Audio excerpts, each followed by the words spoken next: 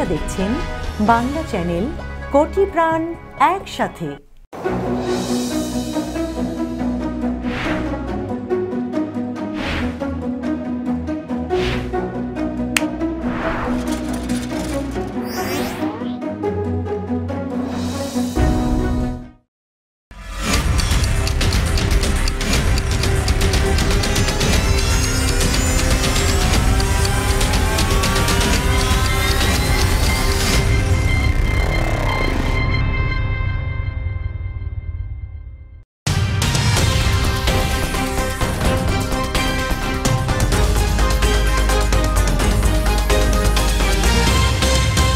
এখন দেখবেন বাংলা সংবাদ সৌজন্যে New Haque and Sons, mega homes realty, রূপসীবাংলা.us, খামারবাড়ি, attorney Moin Chowdhury law firm PC এবং নিউ ইয়র্ক ইন্স্যুরেন্স ব্রোকারেজ। প্রিয় দর্শক, স্বাগত জানাচ্ছি বাংলা চ্যানেল সংবাদে। করোনা ভাইরাস মহামারীতে বিপর্যস্ত বিশ্ব, প্রতিদিনে বাড়ছে আক্রান্ত ও মৃত্যুর ঘটনা। মহামারীকালে সাবান দিয়ে 20 সেকেন্ড ধরে হাত ধোয়া, প্রয়োজনে হ্যান্ড স্যানিটাইজার ব্যবহার করার অভ্যাস আপনাকে সুরক্ষিত রাখতে পারে। শুরু করছি আজকের বাংলা চ্যানেল সংবাদ। আপনাদের সঙ্গে আছি আমি মেহরুন বিনতে ফেরদৌস। শুরুতেই জানিয়ে দেব শিরোনাম। করোনা সারতে না সারতেই হোয়াইট হাউসে 2000 মানুষের সমাবেশে ট্রাম্প। ওষুধের প্রতিক্রিয়ায় প্রেসিডেন্টের অস্থিরতা বেড়েছে বলে সংশয় গণমাধ্যমে। রশি টানাটানিতে বাতিল ট্রাম্প বাইডেনের দ্বিতীয় প্রেসিডেন্সিয়াল বিতর্ক। ট্রাম্প শিবিরের অভিযোগ, জো বাইডেনকে রক্ষায় কমিশনের এমন সিদ্ধান্ত। বিশ্বে আগেই ছিল কোভিড-19, নতুন তত্ত্ব চীনের। ইউরোপে আবারও ভয়াবহ সংক্রমণ, বাংলাদেশে মোট মৃত্যু 5,500। এশিয়া ও আফ্রিকা মহাদেশ থেকে উড়ে আসা ধুলায় দ্রুত গলছে হিমালয়ের বরফ, মারাত্মক বিপর্যয়ের আশঙ্কায় চিন্তিত বিজ্ঞানীরা। এবং মানব সেবায় বিশেষ অবদানের জন্য রানীর সম্মাননা পেলেন শতবর্ষী ব্রিটিশ বাংলাদেশি দবিরুল। শুনছিলেন শিরোনাম, এবার বিস্তারিত। শুরুতেই যুক্তরাষ্ট্রের আসন্ন প্রেসিডেন্ট নির্বাচন প্রসঙ্গ। করোনা সংক্রমণ থেকে সেরে উঠতে না উঠতেই হোয়াইট হাউসের ব্যালকনিতে বিশাল জনসমাগমের ব্যবস্থা করে ফেললেন প্রেসিডেন্ট ডোনাল্ড ট্রাম্প। সেখান থেকে জনতার উদ্দেশ্যে আজ তার ভাষণ দেওয়ার সব আয়োজন চূড়ান্ত। এই আয়োজন নিয়ে চলছে সমালোচনা। বলা হচ্ছে কোভিড-19 সংক্রমণের এই সময় এমন সমাবেশ আবারও বিপজ্জনক হয়ে উঠতে পারে। বিস্তারিত রিপোর্টে। করোনা ভাইরাসে আক্রান্ত হয়ে 3 দিন হাসপাতালে, এরপর হোয়াইট হাউসে ফিরলেও আনুষ্ঠানিকভাবে প্রেসিডেন্ট করোনা নেগেটিভ হয়েছেন। পরীক্ষার পর এমন কোনো তথ্য প্রকাশ করেনি কর্তৃপক্ষ, যদিও তার শারীরিক আর কোনো জটিলতা নেই বলে জানাচ্ছেন চিকিৎসকরা। এই অবস্থার মধ্যেই জনতার উদ্দেশ্যে ভাষণ দেওয়ার অনুষ্ঠানে প্রায় 2000 অতিথিকে আমন্ত্রণ জানানো হয়েছে। হোয়াইট হাউসের আঙিনায় সমর্থকেরা উপস্থিত থেকে ডোনাল্ড ট্রাম্পের বক্তব্য শুনবেন। জনমত জরিপে বিপজ্জনকভাবে পিছিয়ে থাকা ট্রাম্প নানা নাটকীয়তার মাধ্যমে ঘুরে দাঁড়াতে চেষ্টা করছেন। হোয়াইট হাউসের ব্যালকনিতে দাঁড়িয়ে বক্তব্য রাখার সময় তিনি কারো কাছাকাছি আসবেন না। তারপরও এই আয়োজন নিয়ে সমালোচনা শুরু হয়েছে, কারণ এমন একটি আয়োজন থেকেই সংক্রমিত হয়েছিলেন প্রেসিডেন্ট ট্রাম্প সহ শীর্ষ কর্মকর্তারা। হোয়াইট হাউসের পক্ষ থেকে আমন্ত্রিত সবাইকে মাস্ক পরে আসার জন্য বলা হয়েছে। সমাবেশে প্রবেশের আগে সবার তাপমাত্রা পরীক্ষা করা হবে, তারপরও শেষ রক্ষা কতটুকু হবে তা নিয়ে সন্দিহান জনস্বাস্থ্য বিশেষজ্ঞরা। করোনায় সংক্রমিত হয়ে 3 দিন হাসপাতালে ছিলেন ডোনাল্ড ট্রাম্প। 5 অক্টোবর সন্ধ্যায় হোয়াইট হাউসে ফেরার পর এই অনুষ্ঠানে প্রথমবারের মতো তাকে জনসমক্ষে দেখা যাবে। গত কয়েকদিন তিনি ভিডিও বার্তা দিয়েছেন, টুইট করেছেন ও টেলিফোনে সাক্ষাৎকার দিয়েছেন। Which frankly makes me feel good. I don't like medication. 9 October তার কট্টর সমর্থক গণমাধ্যম ফক্স নিউজকে টেলিফোনে দেওয়া সাক্ষাৎকারে ট্রাম্প বলেছেন তিনি আইসোলেশন থেকে বেরিয়ে নির্বাচনী প্রচারে ফিরতে চান।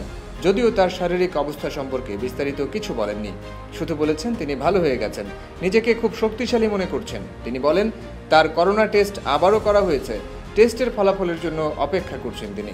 I haven't even found out numbers or anything yet, but I've been retested and I know I'm at either the bottom of the scale or free. Trump বলেছেন তিনি করোনার জন্য আর কোনো ওষুধ নিচ্ছেন না। টেস্টের ফলাফল হাতে না আসলেও ভাইরাস মুক্ত বা প্রায় ভাইরাস মুক্ত বলে তিনি মনে করছেন। Well, I'd have no trouble with it at all. In fact, when we have rallies outside, we've had no problem whatsoever. White হাউসের সর্বশেষ বড় সমাবেশ হয়েছিল বিচারক অ্যামি কনি ব্যারেটের মনোনয়ন ঘোষণার দিনে। এই সমাবেশ থেকেই করোনা সংক্রমণের বেশ কিছু ঘটনা ঘটে। যুক্তরাষ্ট্রের শীর্ষ সংক্রামক রোগ বিশেষজ্ঞ অ্যান্থনি ফাউসি বলেছেন বিচারক অ্যামি ব্যারেটের মনোনয়ন ঘোষণার সমাবেশটি সংক্রমণের এক মহাসমাবেশ হয়ে উঠেছিল। We had a super spreader event in the White House and it was in a situation where people were crowded together and were not wearing masks. So the data speak for themselves. এদিকে corona সংক্রমণের পর পরীক্ষামূলক ওষুধ ও steroid নিয়েছেন Trump. এসবের কারণেই তার মধ্যে অস্থিরতা আরও বেড়ে গেছে কিনা এ নিয়ে গণমাধ্যমে সংশয় প্রকাশ করা হচ্ছে। তিনি মানসিক ও শারীরিকভাবে পুরো স্বাভাবিক আছেন কিনা তা নিয়েও প্রশ্ন তুলেছেন অনেকেই। Saiful Rudra, Bangla channel news desk.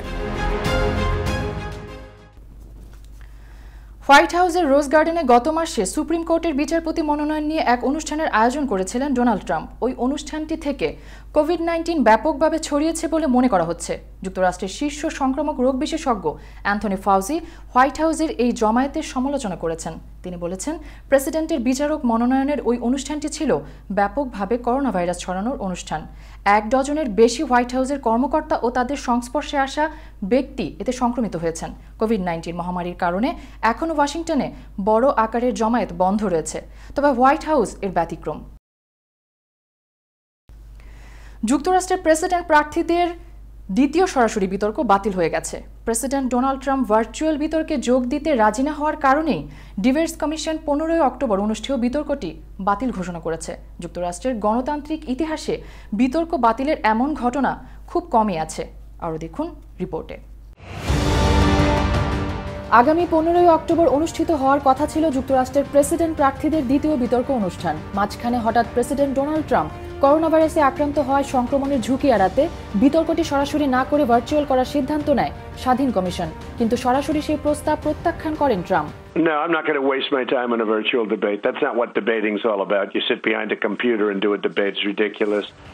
বিতর্ক নিয়ে প্রেসিডেন্ট ট্রাম্প এবং ডেমোক্র্যাট প্রার্থীর প্রচার শিবির উত্তপ্ত হয়ে ওঠে। করোনা ভাইরাসে সংক্রমিত ট্রাম্প জানান, চিকিৎসকের পরামর্শ অনুসারেই তিনি জনসমাগম স্থলে যাবেন। ভার্চুয়াল বিতর্ককে সময় নষ্ট বলে মন্তব্য করেন ট্রাম্প। ট্রাম্পের চিকিৎসক শন কনলি জানান, ট্রাম্পের শরীরে করোনার তেমন উপসর্গ নেই, তিনি জনসমাগম স্থলে যেতে পারবেন। তবে প্রেসিডেন্ট ট্রাম্পের কোভিড-19 সংক্রমণ কবে নেগেটিভ এসেছে তা নিয়ে নিশ্চিত কোনো তথ্য জানানো হয়নি। ডেমোক্র্যাট প্রার্থী জো বাইডেন শিবির থেকে বৃহস্পতিবার বিকেলে জানিয়ে দেওয়া হয় তারা সরাসরি বিতর্কে উপস্থিত হতে চান না। এসব টানাপোড়েনে শুক্রবার প্রেসিডেন্সিয়াল ডিবেটস কমিশন বিতর্ক অনুষ্ঠান বাতিল করে দেয়। কমিশন জানিয়েছে, প্রার্থীদের 22 অক্টোবরের শেষ বিতর্ক নিয়ে তারা এখন প্রস্তুতি শুরু করেছে। জনস্বাস্থ্য নিরাপত্তা ও করোনা ভাইরাস সংক্রমণ নিয়ন্ত্রণের নির্দেশনা মাথায় রেখে 22 অক্টোবরের বিতর্ক অনুষ্ঠানের প্রস্তুতির কথা জানানো হয়েছে। সেটি টেনেসির ন্যাশভিলেতে অনুষ্ঠিত হওয়ার কথা রয়েছে। এদিকে এই বিতর্ক বাতিলের সমালোচনা করেছে প্রেসিডেন্ট ও রিপাবলিকান প্রার্থী ডোনাল্ড ট্রাম্পের নির্বাচনী শিবির। একটি বিবৃতিতে ট্রাম্পের নির্বাচনী শিবিরের পক্ষ থেকে বলা হয়, 15 অক্টোবর মিয়ামিতে অনুষ্ঠিত হতে যাওয়া বিতর্ক বাতিল করার জন্য কোনো মেডিকেলগত কারণ নেই। প্রেসিডেন্ট সুস্থ হয়ে যাবেন এবং বিতর্কের জন্য প্রস্তুত। তারা এই বিতর্ক বাতিলের পেছনে জো বাইডেনকে রক্ষার ষড়যন্ত্র রয়েছে বলেও উল্লেখ করেন। মেহেরুন বিনতে Ferdous, Bangla channel news desk. এবার অন্যান্য প্রসঙ্গ। যুক্তরাষ্ট্রে আঘাত হেনেছে হারিকেন ডেল্টা। স্থানীয় সময় শুক্রবার রাতে লুইজিয়ানার ক্রেওল উপকূলে আছড়ে পড়ে এই ঝড়। ন্যাশনাল হারিকেন সেন্টার NHC জানিয়েছে, উপকূলে আঘাত হানার সময় হারিকেন ডেল্টা ক্যাটাগরি 2 মাত্রার থাকলেও ঘণ্টাখানেক পরেই শক্তি হারিয়ে সেটি ক্যাটাগরি 1-এ নেমে আসে। তবে ঝড়টি এখনও প্রাণঘাতী হয়ে উঠতে পারে বলে সতর্ক করেছে কর্তৃপক্ষ। আঘাতের সময় ডেল্টার বাতাসের গতিবেগ ছিল ঘণ্টায় সর্বোচ্চ 90 মাইল। সময়ের সঙ্গে এটি আরও শক্তি হারিয়ে উপকূলীয় নিম্নচাপে পরিণত হতে পারে বলে জানিয়েছে NHC। ন্যাশনাল ওয়েদার সার্ভিস জানিয়েছে, ঝড়ের প্রভাবে লুইজিয়ানায় প্রবল বৃষ্টিপাত হচ্ছে। এর ফলে সেখানে আচমকা বন্যা দেখা দিতে পারে। এতে পানিবন্দী হয়ে পড়ার ঝুঁকিতে রয়েছেন অন্তত 55 লাখ মানুষ। এদিকে হারিকেন ডেল্টার কারণে লুইজিয়ানার প্রায় 3.5 লাখ মানুষ বিদ্যুৎ বিচ্ছিন্ন হয়ে পড়েছেন। টেক্সাসেও বিদ্যুৎ বিচ্ছিন্ন রয়েছেন 1 লাখেরও বেশি বাসিন্দা। এবার ইমিগ্রেশন আপডেট। যুক্তরাষ্ট্রে 2 বছরের কম সময় ধরে থাকা নথিপত্রহীন অভিবাসীদের গ্রেফতার ও দ্রুত বের করে দিতে নতুন আইন কার্যকর করতে যাচ্ছে অভিবাসন ও শুল্ক বাহিনী আইস। নতুন এক আইনে নথিপত্রহীন অভিবাসীদের বিচারকের সামনে কোনো শুনানি ছাড়াই গ্রেফতার করে দেশ থেকে বের করে দেওয়ার ক্ষমতা দেওয়া হচ্ছে। গত বছর যুক্তরাষ্ট্র জুড়ে নথিপত্রহীন অভিবাসীদের দ্রুত বিতাড়নের জন্য ট্রাম্প প্রশাসন উদ্যোগ গ্রহণ করেন। এমন নীতিমালার প্রথম ঘোষণার পরপরই ফেডারেল আদালতে তা বাধাগ্রস্ত হয়। নীতিমালায় ট্রাম্প প্রশাসন চেয়েছে, যেসব নথিপত্রহীন অভিবাসী সর্বনিম্ন 2 বছর ধরে এই দেশে ছিলেন তা প্রমাণ করতে পারবেন না, তাদের দ্রুত বিতরণ করা হবে। গত জুনে ওয়াশিংটন ডিসির আপিল আদালতে এই সংক্রান্ত প্রাথমিক নিষেধাজ্ঞা প্রত্যাহার করে।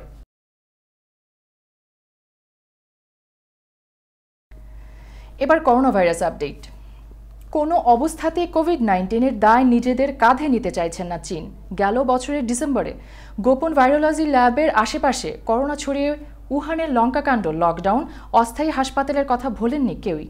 আর এর মধ্যেই পারতপক্ষে সেসব অস্বীকার করে চীনের দাবি করোনা ছিল সারা বিশ্বেই, তারা শুধু সেটা শনাক্ত করে মানুষের সামনে হাজির করেছে। আরও দেখুন রিপোর্টে।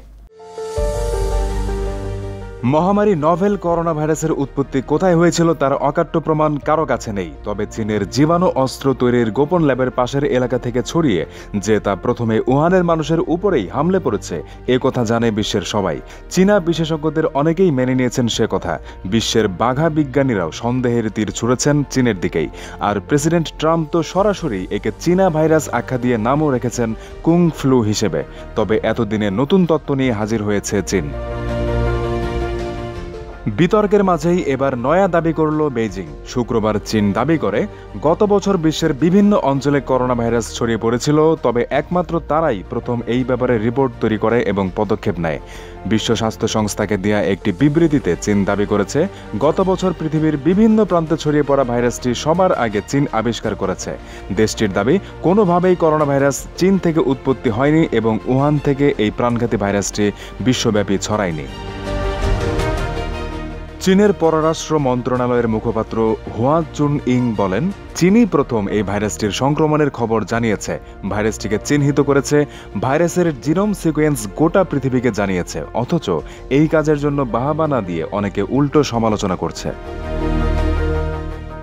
WHO এর উদ্যোগ কোভ্যাক্সে যোগ দিয়ে শুক্রবার চীন এই দাবি করেছে। চীনের দাবি, উহানের ল্যাব কেন, সেখানকার মাংসের বাজার থেকেও ভাইরাসটি ছড়ায়নি। যদিও তারাই একসময় বলেছিল উহানের ওই বুনো পশুর মাংসের বাজারই ভাইরাসটির উৎস হতে পারে। সেজন্য দীর্ঘদিন বন্যপ্রাণীর মাংস বিক্রিতেও নিষেধাজ্ঞা জারি হয়েছিল চীনে। দীর্ঘ সময় লকডাউন করে অন্য শহর থেকে বিচ্ছিন্ন করা হয়েছিল উহানকেও। Abuzar Al Ghifari, Bangla channel news desk.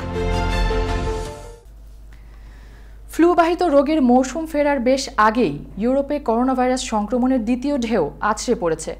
করোনায় বিপর্যস্ত এই অঞ্চলের হাসপাতালগুলোর আইসিইউ শয্যা আবারও দ্রুত ফুরিয়ে যাচ্ছে।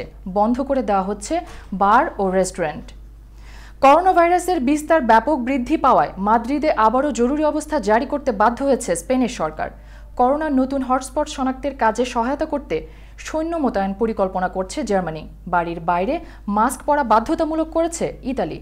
রোমে চলতি সপ্তাহে করোনা ভাইরাসের নমুনা পরীক্ষার জন্য সেখানকার বাসিন্দাদের 8 থেকে 10 ঘন্টা পর্যন্ত লাইনে দাঁড়িয়ে থাকতে হচ্ছে। গত জুনে করোনার বিদায়ের পার্টির আয়োজন করেছিল চেক প্রজাতন্ত্র, কিন্তু দেশটিতে সম্প্রতি করোনা ভয়াবহ উত্থান ঘটেছে।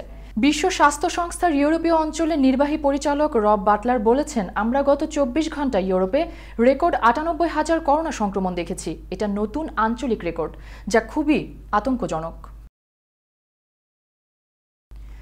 বাংলাদেশে গত 24 ঘন্টায় করোনা ভাইরাসে আক্রান্ত হয়ে আরও 23 জন মারা গেছেন। তাদের মধ্যে পুরুষ 15 ও নারী 8 জন। 23 জনের সবাই হাসপাতালে মারা গেছেন। এ নিয়ে ভাইরাসটিতে মৃতের সংখ্যা বেড়ে দাঁড়ালো 5,500 জনে। করোনা ভাইরাস শনাক্তে গত 24 ঘন্টায় পরীক্ষা হয়েছে 10,859টি। একই সময়ে করোনা ভাইরাসে আক্রান্ত নতুন রোগী শনাক্ত হয়েছেন আরও 1,203 জন। ফলে দেশে মোট শনাক্ত রোগীর সংখ্যা দাঁড়ালো 3,77,073 জনে।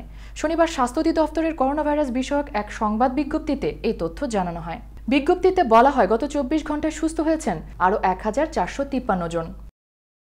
এবার বাংলাদেশ প্রসঙ্গ। রাষ্ট্রীয় সফরে বাংলাদেশে আসছেন যুক্তরাষ্ট্রের ডেপুটি সেক্রেটারি অফ স্টেট বা উপপররাষ্ট্রমন্ত্রী স্টিফেন ই বিগান। পররাষ্ট্রমন্ত্রী মাইক পম্পের পরেই তার অবস্থান। 14 থেকে 16 অক্টোবর তিনি এই সফর করবেন। সফরের শুরুতে 12 অক্টোবর তিনি ভারতের নয়াদিল্লিতে পৌঁছাবেন। সেখান থেকে 14 অক্টোবর বাংলাদেশে আসবেন। যুক্তরাষ্ট্রের পররাষ্ট্র বিভাগের ওয়েবসাইটে শুক্রবার এ তথ্য জানানো হয়। স্টিফেন ই বিগান বাংলাদেশের ঊর্ধ্বতন সরকারি কর্মকর্তাদের সঙ্গে সাক্ষাৎ করবেন। আলোচনার মাধ্যমে যুক্তরাষ্ট্র বাংলাদেশের অংশীদারিত্ব আরও এগিয়ে নেওয়ার বিষয়টি সফরের অন্যতম উদ্দেশ্য। এশিয়া ও প্রশান্ত মহাসাগরীয় অঞ্চলে স্বাধীন, অবাধ, অন্তর্ভুক্তিমূলক, শান্তিপূর্ণ ও নিরাপদ পরিবেশ তৈরিতে যুক্তরাষ্ট্র বাংলাদেশ সহযোগিতা বৃদ্ধিও আলোচনায় গুরুত্ব পাবে। পাশাপাশি কোভিড-19 মোকাবেলা ও অর্থনীতি পুনরুদ্ধার নিয়েও আলোচনা হবে এই সফরে। নিচে ছোট্ট একটি বিরতি, ফিরে এসে থাকছে। এশিয়া ও আফ্রিকা মহাদেশ থেকে উড়ে আসা ধুলায় দ্রুত গলছে হিমালয়ের বরফ। মারাত্মক বিপর্যয়ের আশঙ্কায় চিন্তিত বিজ্ঞানীরা। এবং মানব সেবায় বিশেষ অবদানের জন্য রানীর সম্মাননা পেলেন শতবর্ষী ব্রিটিশ বাংলাদেশি দবিরুল।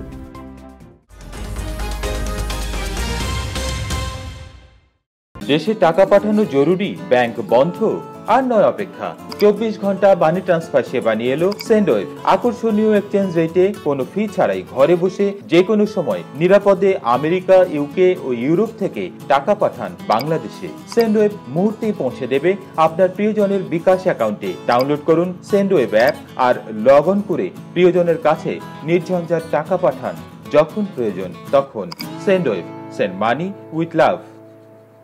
আমেরিকায় সকল বাংলাদেশি ব্যবসায়ী ভোক্তা সমাজের প্রতি নিবেদন, স্কয়ার ফুড অ্যান্ড বেভারেজ লিমিটেডের পণ্য সামগ্রী, রাঁধুনি, রুচি ও চাষি ব্র্যান্ডের একমাত্র বৈধ আমদানিকারক এবং সরবরাহকারী নিউ হক অ্যান্ড সন্স। স্কয়ারের পণ্য সামগ্রী যুক্তরাষ্ট্রেই আমরাই একমাত্র পরিবেশক। বাংলাদেশি কিছু অসাধু ব্যবসায়ী খুচরা বাজার থেকে মেয়াদোত্তীর্ণ পণ্য সরবরাহ করছে, তাই যুক্তরাষ্ট্রের সকল ব্যবসায়ী ভোক্তাদের অনুরোধ করা যাচ্ছে পণ্য ক্রয়ের পূর্বে new Haque and sons coding করা দেখে কিনুন। মেগা হোমস রিয়েলটি, স্বপ্ন আপনার, দায়িত্ব আমাদের। পছন্দের বাড়িটির জন্য আসুন আমাদের কাছে। Mega homes realty, buy, sell, rent, invest ও শর্ট সেল। আমরা ফোরক্লোজ থেকে আপনার বাড়ি রক্ষা করতে সহায়তা করি। Mega homes realty, commercial and residential real estate firm. আমাদের সাথে যোগাযোগের ঠিকানা Moinul Islam, 3211 35th Avenue, Astoria, New York 11106। Telephone 9175354131। Email moinul4@gmail.com।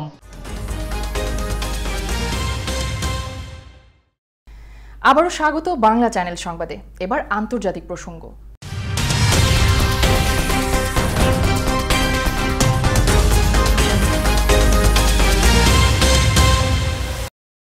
প্রায় 2 সপ্তাহ ধরে নাগোর্নো কারাবাখের সংঘর্ষের পর যুদ্ধবিরতিতে রাজি হয়েছে আজারবাইজান ও আর্মেনিয়া। যুদ্ধবিরতি কার্যকর হবে আজ 10 অক্টোবর মধ্যরাত থেকে। রাশিয়ার পররাষ্ট্রমন্ত্রী সার্জে ল্যাভরভ এই তথ্য জানিয়েছেন। শনিবার স্থানীয় সময় সকাল থেকে রাশিয়ার রাজধানী মস্কোতে টানা 10 ঘন্টার আলোচনা শেষে যুদ্ধবিরতির ব্যাপারে রাজি হয় দুই দেশ। গত 27 সেপ্টেম্বর থেকে নাগোর্নো কারাবাখের মালিকানা ঘিরে আজারবাইজান ও আর্মেনিয়ার মধ্যে সংঘর্ষ শুরু হয়। 2 সপ্তাহের সংঘর্ষে প্রাণ গেছে 300 মানুষের। বহু মানুষ এখনও নিখোঁজ রয়েছেন। যুদ্ধ বন্ধের জন্য জাতিসংঘ সহ বিশ্বের বিভিন্ন দেশ অনুরোধ জানালেও লাভ হচ্ছিল না। পরিস্থিতি বিবেচনা নিয়ে গত বৃহস্পতিবার দুই দেশের নেতাদের সঙ্গে ফোনে কথা বলেন রাশিয়ার প্রেসিডেন্ট ভ্লাদিমির পুতিন। তার আহ্বানে দুই দেশের পররাষ্ট্র মন্ত্রীরা মস্কো যান। সেখানে শান্তি আলোচনায় বসেছিলেন দুই দেশের মন্ত্রী। নতুন সিদ্ধান্তের পর বিরোধপূর্ণ ওই অঞ্চলে মানবিক কার্যক্রমে মধ্যস্থতাকারীর দায়িত্ব পালন করবে রেড ক্রস। বিমান প্রতিরক্ষা ব্যবস্থা এড়িয়ে শত্রুপক্ষের রাডার ট্র্যাকিং এবং যোগাযোগ ব্যবস্থা ধ্বংস করতে সক্ষম এমন নতুন প্রজন্মের অত্যাধুনিক অ্যান্টি রেডিয়েশন ক্ষেপণাস্ত্রের পরীক্ষা চালিয়েছে ভারত। দেশটির বিমান বাহিনীর জন্য এটাই প্রথম রাডার বিধ্বংসী আকাশ থেকে ভূমিতে নিক্ষেপযোগ্য ক্ষেপণাস্ত্র তৈরি করল ডিআরডিও। শুক্রবার এই ক্ষেপণাস্ত্রটির সফল পরীক্ষার দাবি করেছে ভারতের প্রতিরক্ষা গবেষণা ও উন্নয়ন সংস্থা ডিআরডিও। নতুন এই অত্যাধুনিক ক্ষেপণাস্ত্রের নাম দেওয়া হয়েছে রুদ্রম 1। শুক্রবার সকাল 10:30টার দিকে ওড়িশার চাঁদিপুর উপকূলে শব্দের চেয়ে দ্বিগুণ গতিবেগ সম্পন্ন এই ক্ষেপণাস্ত্রের পরীক্ষা হয়। এটি যুদ্ধবিমান থেকে নিক্ষেপযোগ্য। ভূপৃষ্ঠের 500 মিটার থেকে 15 কিলোমিটার উচ্চতার মধ্যে যুদ্ধবিমান থেকে ছোড়া যাবে এটি। 250 কিলোমিটার পাল্লার মধ্যে বিকিরণের উৎসগুলো খুঁজে নিয়ে ধ্বংস করতে সক্ষম দেশীয় এই ক্ষেপণাস্ত্র। হিমালয়ের প্রকৃতিতে জমছে রাশি রাশি ধুলা। এর ফলে অবস্থা হতে চলেছে ভয়ানক। এশিয়া ও আফ্রিকা মহাদেশের ধুলার জেরে দ্রুত গলে যাচ্ছে হিমালয়ের বরফ। একটি নতুন গবেষণায় এমনই দাবি করেছে বিশেষজ্ঞরা। আর এতে আশঙ্কা তৈরি হয়েছে মারাত্মক প্রাকৃতিক বিপর্যয়ের। আরও দেখুন রিপোর্টে। বিজ্ঞানীদের নতুন এক গবেষণায় উল্লেখ করা হয়েছে পশ্চিম হিমালয়ের উঁচু পর্বতমালার উপর ধুলা বয়ে যাওয়ায় দ্রুত গলছে তুষার। নেচার ক্লাইমেট চেঞ্জের রিপোর্ট অনুসারে পর্বতমালার উপর দিয়ে উড়ে আসা ধূলিকণা তুষার গলানোর প্রক্রিয়াটিকে ত্বরান্বিত করতে পারে। এর কারণ ধূলিকণা সূর্যের আলো শোষণ করে আশেপাশের এলাকা উত্তপ্ত করে তোলে। ফলে ওই এলাকার তাপমাত্রা বেড়ে গিয়ে গলতে শুরু করতে পারে বরফ। উদ্বেগের বিষয় হলো দ্রুত বরফ গলে যাওয়ার ফলে তা প্রাকৃতিক বাস্তুশাস্ত্রেও প্রভাব পড়ে। হিমবাহ থেকে নেমে আসা মিষ্টি পানি নদীর তীরে প্রবাহিত হয়। এটি স্বাভাবিক তুষার গলনের প্রক্রিয়া থেকে আসে। একটি অনুমান অনুসারে দক্ষিণ পূর্ব এশিয়ার প্রায় 700 মিলিয়ন মানুষ তাদের মিষ্টি পানির প্রয়োজনের জন্য হিমালয় বরফের উপর নির্ভর করে। তবে দ্রুত যদি হিমালয়ের বরফ গলতে শুরু করে তবে এই নদীগুলোর পানির পরিমাণ বেড়ে যাবে। ফলে এতকাল ধরে চলে আসা এক বাস্তু পরিবেশের উপর বিরূপ প্রভাব পড়তে পারে বলে মনে করছে বিশেষজ্ঞরা। গঙ্গা, ব্রহ্মপুত্র, ইয়াংজি এবং হুয়াং সহ ভারত ও চীনের অনেকগুলো প্রধান নদী হিমালয় থেকে উৎপন্ন। সুতরাং এই অঞ্চলে তুষার গলা বিপজ্জনক হিসেবে চিহ্নিত হতে পারে। কিন্তু কেন এমন আশঙ্কা? বিজ্ঞানীরা বলছেন আফ্রিকা ও এশিয়ার বিভিন্ন অঞ্চলের ধুলারাশি খুব উচ্চতায় পৌঁছে গিয়েছে, ফলে তা হিমালয় অঞ্চলের তুষার গলে যাওয়ার প্রক্রিয়ায় বিস্তর প্রভাব ফেলেছে। The changes are complex, how that melt, that loss of ice actually translates to discharge.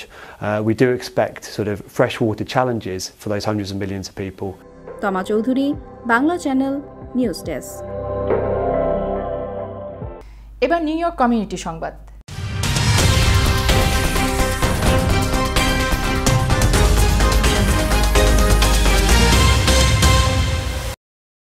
আজ 10 অক্টোবর রূপসী বাংলা পত্রিকার চতুর্থ প্রতিষ্ঠাবার্ষিকী। আজ থেকে 4 বছর আগে যুক্তরাষ্ট্রের নিউ ইয়র্ক থেকে সম্পাদক সাজে চৌধুরীর কাঁধে ভর করে খুব নড়বড়ে পায়ে হাঁটতে হাঁটতে শুরু করেছিল পত্রিকাটি। যুক্তরাষ্ট্রে প্রবাসী বাংলাদেশিদের পাশাপাশি বিভিন্ন সংস্কৃতির মানুষদের কাছেও বাংলার রূপ, রস, গন্ধ, সৌন্দর্য, সংস্কৃতি, স্বাদ এবং রং ইত্যাদি পৌঁছে দিতে প্রতিশ্রুতির জায়গা থেকে চালু হয় রূপসী বাংলা। এর সঙ্গে মহান মুক্তিযুদ্ধের চেতনাকে ধারণ করে বস্তুনিষ্ঠ সংবাদ প্রকাশে প্রতিশ্রুতিবদ্ধ হয়ে আত্মপ্রকাশ করে জনপ্রিয় এই নিউজ পোর্টালটি। পেশাদার, বস্তুনিষ্ঠ ও সত্যান্বেষী খবর প্রকাশ করে যুক্তরাষ্ট্র থেকে ইউরোপ, যুক্তরাজ্য, বাংলাদেশ এবং ভারতে বাংলা ভাষাভাষী পাঠকের হৃদয়ে স্থান করে নিয়েছে রূপসী বাংলা। প্রতিষ্ঠা বার্ষিকীর এই দিনে বাংলা চ্যানেলের পক্ষ থেকে শুভেচ্ছা ও অভিনন্দন। এবার প্রবাস সংবাদ।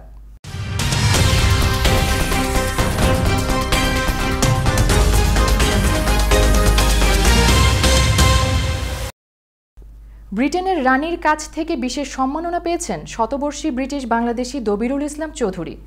গত রমজানে করোনাভাইরাস সংকটে দুর্গত মানুষের জন্য তহবিল সংগ্রহ করার স্বীকৃতি হিসেবে রানী এলিজাবেথের জন্মদিনে দেওয়া order of the British empire OBE খেতাব পেয়েছেন তিনি। 1971 সালে মুক্তিযুদ্ধের সময়ও তিনি বাংলাদেশের জন্য তহবিল সংগ্রহ করেছিলেন। বিস্তারিত রিপোর্টে। লন্ডনের বো এলাকায় দবিরুল তার বাড়ির সামনের বাগানে পুরো রমজান মাস 970 দফা হেঁটে চ্যারিটির জন্য 4,20,000 পাউন্ড বা বাংলাদেশি মুদ্রায় প্রায় 4.5 কোটি টাকা তহবিল সংগ্রহ করেন। রামাদান ফ্যামিলি কমিটমেন্ট নামের একটি চ্যারিটির জন্য তোলা এই অর্থ থেকে ব্রিটেনের ন্যাশনাল হেলথ সার্ভিসে দান করা হয় 116,000 পাউন্ড। বাকি অর্থ আরও 26টি দাতব্য প্রতিষ্ঠানকে বিতরণ করা হয়। বাংলাদেশ সহ বিভিন্ন দেশে মহামারীতে বিপর্যস্ত গরিব দুঃখী মানুষদের খাবার সহ বিভিন্ন সেবামূলক কাজেও এই অর্থ ব্যবহার করা হয়।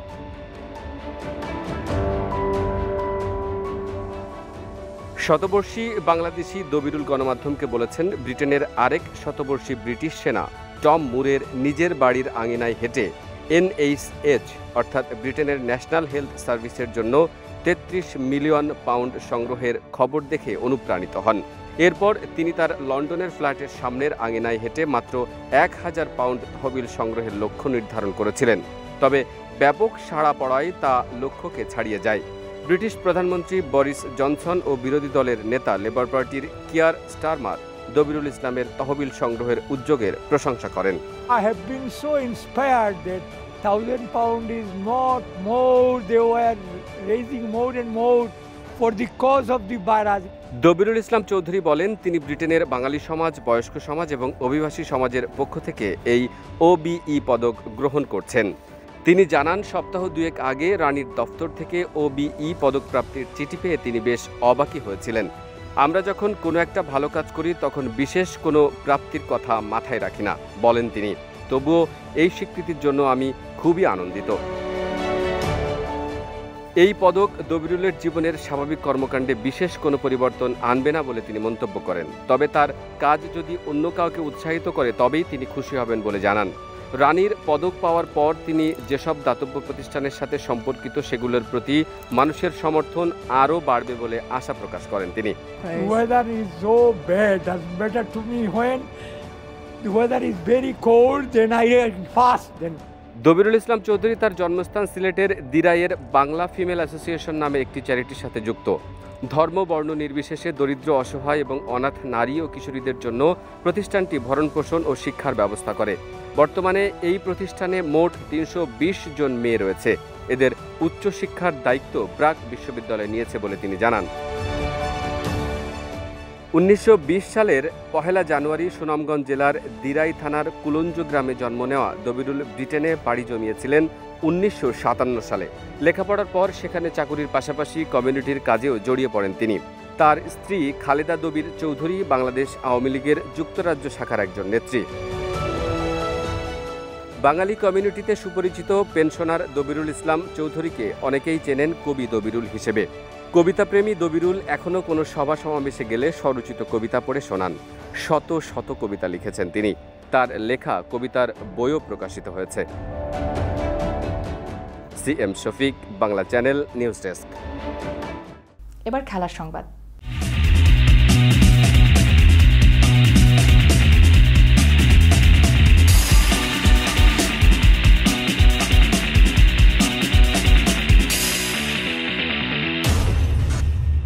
দীর্ঘ প্রতীক্ষার পর রোববার থেকে প্রতিযোগিতামূলক ক্রিকেটে ফিরেছে বাংলাদেশ দল। জাতীয় দলের ক্যাম্প, এইচপি ও অনূর্ধ্ব-19 দলের ক্রিকেটারদের 3 দলে ভাগ করে আয়োজন করা হচ্ছে প্রেসিডেন্টস কাপ ওয়ানডে টুর্নামেন্ট। এই টুর্নামেন্টের সবগুলো ম্যাচ সরাসরি দেখা যাবে ফেসবুক লাইভের মাধ্যমে। বিসিবি থেকে দেয়া এক বিবৃতিতে জানানো হয়েছে, টুর্নামেন্টের প্রতিটি খেলা ভিডিও স্ট্রিমিংয়ের মাধ্যমে বিসিবির অফিসিয়াল ফেসবুক পেজ থেকে সরাসরি সম্প্রচার করা হবে। এছাড়া বাংলাদেশ বেতারে খেলাগুলোর ধারা বিবরণী পাওয়া যাবে। টুর্নামেন্টের সবগুলো ম্যাচ অনুষ্ঠিত হবে মিরপুর শেরেবাংলা জাতীয় ক্রিকেট স্টেডিয়ামে। দিবারাত্রির ম্যাচগুলো শুরু হবে দুপুর 1:30টায়। অংশগ্রহণকারী 3টি দলের নাম রাখা হয়েছে তাদের অধিনায়কদের নামেই। এই 3 দলের অধিনায়ক হলেন তামিম ইকবাল, মাহমুদুল্লাহ রিয়াদ ও নাজমুল হোসেন শান্ত। এবার সংস্কৃতি সংবাদ।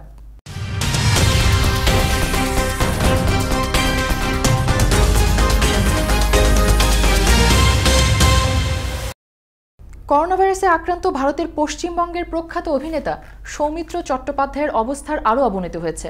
শুক্রবার বিকাল থেকে হঠাৎ করে তার শারীরিক অবস্থার অবনতি হতে থাকে। অনিয়মিত রক্তচাপ এবং অসুস্থতা বাড়ায় তাকে স্থানান্তরিত করা হয় ভেলাভিউ হাসপাতালের আইটিইউ বা ইন্টেনসিভ থেরাপি ইউনিটের কেবিনে। গত মঙ্গলবার করোনা ভাইরাসে আক্রান্ত সৌমিত্রকে ভেলাভিউ হাসপাতালে ভর্তি করা হয়। পরদিন বুধ ও বৃহস্পতিবার ভালোই ছিল তার অবস্থা। তার রয়েছে ক্যান্সার, সিওপিডি, উচ্চ রক্তচাপ, ডায়াবেটিস। তার ওপরে করোনা পজিটিভ। ফলে কোনো ঝুঁকি না নিয়ে তার জন্য গঠিত মেডিকেল বোর্ডের সুপারিশ নিয়ে তাকে সুচিকিৎসার জন্য স্থানান্তরিত করা হয় আইটিইউতে, যেখানে তাকে দেওয়া হচ্ছে অক্সিজেন। গত কয়েক মাস শুটিং বন্ধ ছিল টলিউডে। সম্প্রতি সৌমিত্র শুটিং শুরু করেছিলেন, কাজ করছিলেন তার উপর তৈরি একটি তথ্যচিত্রে। এর মধ্যেই তিনি করোনা ভাইরাসে আক্রান্ত হয়ে পড়েন। দর্শক, সংবাদ শেষ করব একটি অন্যরকম খবর দিয়ে।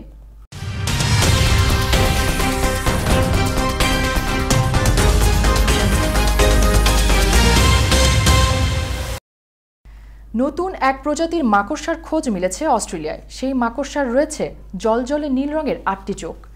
যে মাকড়সা আবার খেয়ে ফেলে একই প্রজাতির অন্য মাকড়সাকে।